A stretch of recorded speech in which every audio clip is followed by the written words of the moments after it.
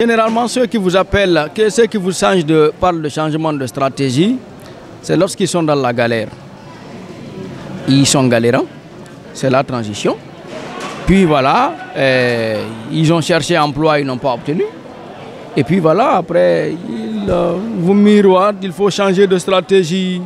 Généralement, des gens comme ça, là, dès qu'ils commencent à chanter ces discours, c'est qu'ils sont déjà partis. Tous ceux qui sont partis, ils vous invoquent changement de stratégie, changement de ceci, changement de cela.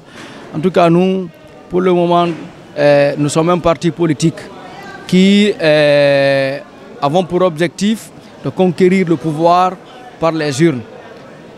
Maintenant, si eux, ils ont autre stratégie en dehors des urnes pour conquérir le pouvoir, eh bien, ils n'ont qu'à former leur parti, conquérir le pouvoir à travers leur stratégie. C'est Lukan Sala Diallo, secrétaire fédéral de UFDG Ratoma. Alors, comment se porte l'UFDG aujourd'hui? Honnêtement. Vous venez de voir la réponse à votre question.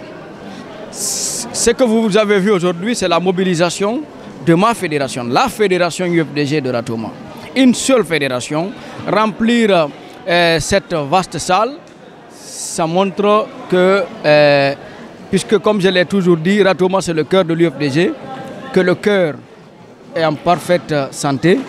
Et puisque le cœur est en bonne santé, le reste de l'organisme est naturellement en très très bonne santé. Mais aujourd'hui, la réalité, on a vu notamment un mouvement, un nouveau mouvement qui a vu jour au sein de votre, je ne sais pas, on peut l'appeler au sein de parti ou pas.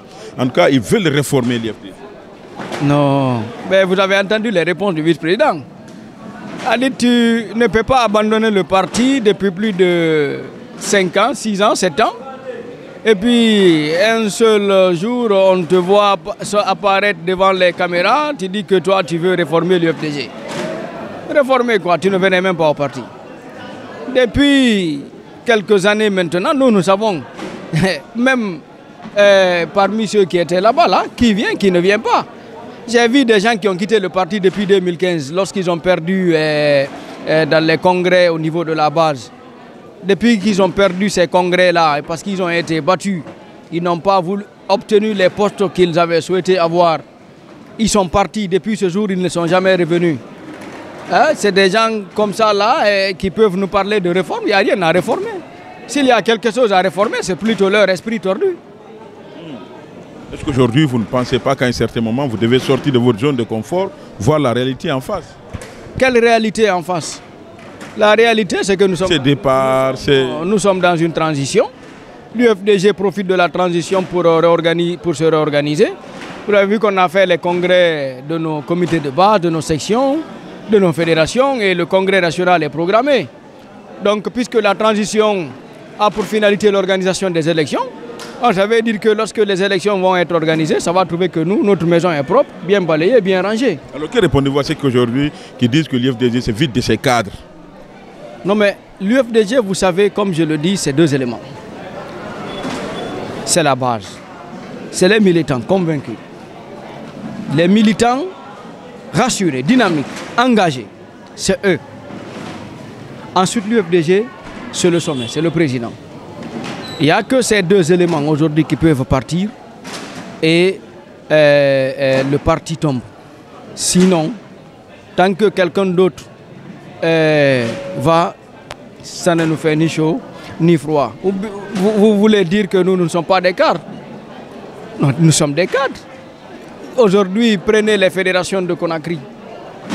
Il n'y a que des cadres universitaires. Hein? En tout cas, moi je suis universitaire. Et je sais que mes collègues aussi sont tous des universitaires. Ils sont tous des hauts cadres qui, pour certains d'entre nous, ont assumé de hautes fonctions dans ce pays. Voilà. L'UFDG, ce n'est pas 1, 2, 3 ou 4 cadres. Hein. C'est un nuage. Je ne sais pas comment je vais vous définir ça. C'est un ensemble de cadres. Alors, aujourd'hui, vous avez suivi certainement la sortie de Joachim Baba-Milimono qui appelle à un changement de stratégie. 2010, 2015, 2020, il pense qu'aujourd'hui, il faut que vous changiez de stratégie.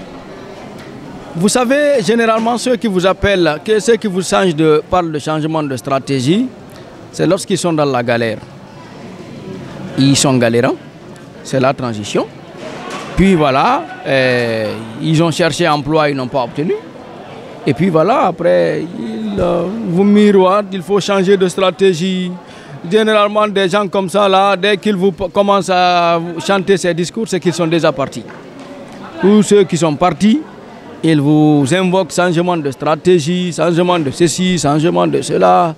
En tout cas, nous, pour le moment, nous sommes un parti politique qui avons pour objectif de conquérir le pouvoir par les urnes. Maintenant, si eux, ils ont autre stratégie en dehors des urnes pour conquérir le pouvoir, eh bien, ils n'ont qu'à former leur parti, conquérir le pouvoir à travers leur stratégie. Nous faisons confiance à notre champion, le président électeur Lola Diallo. Nous faisons confiance à la direction du parti et au cadre du parti. Nous faisons confiance donc aux stratégies qui se sont révélées jusque-là payantes. Et donc, on est là, on travaille dans la conviction, dans la sérénité. Merci beaucoup. Merci beaucoup, Lamine.